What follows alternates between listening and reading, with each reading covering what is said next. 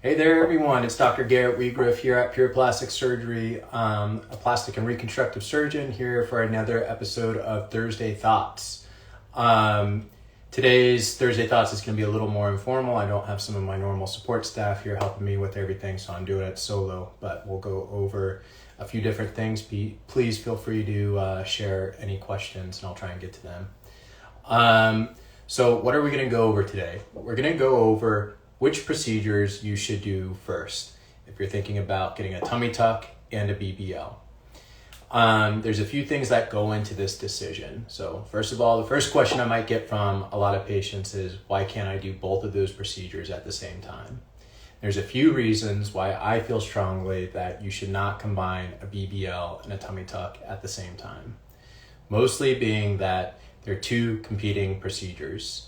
And the recoveries are two different recoveries. And to get the best result for either one of those procedures, in my opinion, it's really difficult to combine them because you're not able to do the things necessary to have a great recovery. So why is that? With the tummy tuck, we're tightening up all the skin and muscles, and you're going to be in a hunched over position.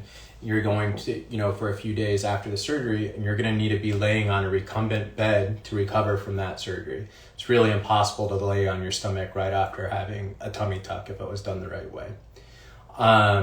If you get a BBL, if we do fat grafting, you have to stay off your butt or that fat is not going to survive and you're going to go through a lot of effort to have a suboptimal result. There are some surgeons out there that do combine the procedures and they tell patients that they just need to keep themselves elevated with pillows underneath their legs and underneath their back to keep their butt off.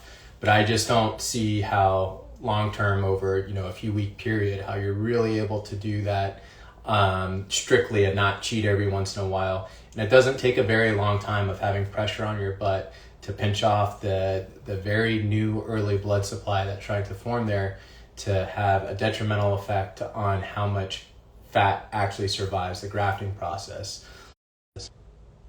All right, sorry, looks like there's poor connection there for a second. So which procedure should you do first if you're interested in getting a tummy tuck or a BBL or both of them? And there's a few things that the short answer is you can technically do either one first. But there's a few reasons why I prefer to do a tummy tuck first for most patients. The reason being is if it really looks like you're going to need a tummy tuck, it's better just to get that out of the way and do it. And how do you know if you're going to need a tummy tuck? If you have overhanging skin down in your belt line, you absolutely are going to need a tummy tuck. When we do liposuction, we're just going to remove volume from underneath the skin and your skin's going to get looser and you're probably not going to be happy with your result. And so that's definitely a time when you should get the tummy tuck first, because when we go in and do liposuction, it causes scar tissue to form. It also affects the blood supply to the skin that we're going to be removing and then sewing closed with the tummy tuck, and it can lead to wound healing issues or having a poor contour or just make the surgery really difficult to do the tummy tuck. So for most patients, I recommend doing the tummy tuck first. There's a few exceptions to this, and one would be a patient that really doesn't have a whole lot of extra fat and they're looking to maximize the volume of fat that we're going to graft. This is not the case for most patients. Most patients, there's plenty of areas where I can find fat to get a sufficient amount to graft that you shouldn't be worried about that as a big concern. I think there's a lot of people that have that concern that really should not have that concern. There's typically plenty of fat. In the rare case that you are borderline and I do an examination and it looks like we really want to maximize the amount of fat we're going to take, that might be a time when I would say we can do the liposuction and BBL first. And you're going to have to walk around for 6 months to a year with some loose skin in your belly while all that area heals. Then we can go back and do the tummy tuck. When I say 6 months to a year, whenever we do that liposuction, it causes some scar tissue to happen, and it's also affected the blood supply to those areas. The more time we can give it, the softer that scar tissue gets, and the more robust the blood supply has returned to those areas, making the surgery more straightforward and easy, and making the risk for complications and wound healing issues less problematic afterwards.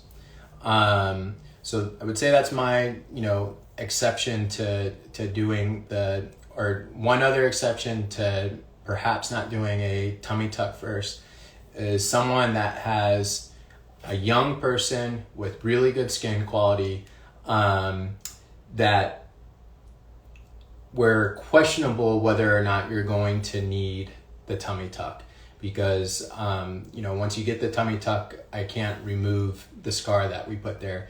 And some patients have surprised me, and again, the criteria for them are young patients that have really good skin quality, no evidence of stretch marks or anything like that. And we've done liposuction, especially using an energy device like Vaser or Body Tight, and the skin's actually contracted really nice, and they've gotten away with not really needing a tummy tuck afterwards. But that's it's a rare case. There's plenty of people that get BBLs that don't need a tummy tuck at all, and I can let you know if you're one of those patients. But the ones that are borderline, possibly having a little too much extra skin or diastasis or something like that, that's where it really comes into a decision between you and your surgeon. Both options are possible. There are reasons for doing the tummy tuck first, like I stated. Gets rid of that loose skin. That surgery is easier to do, a little more straightforward to do prior to the liposuction, and the risk of complications with that surgery is a little decreased if you do it first. So with all that being said, does anybody have any questions for me? And sorry, I'm going to have to go back and look to read questions myself.